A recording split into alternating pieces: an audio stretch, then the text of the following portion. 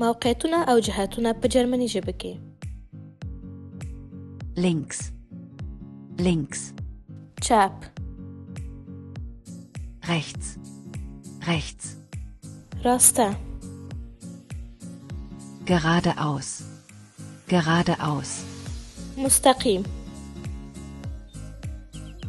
vor, vor, مخکې. hinter, hinter, شاته. neben, neben, څنګ کې. über, über, په سر. unter, unter, لاندې. in, in. په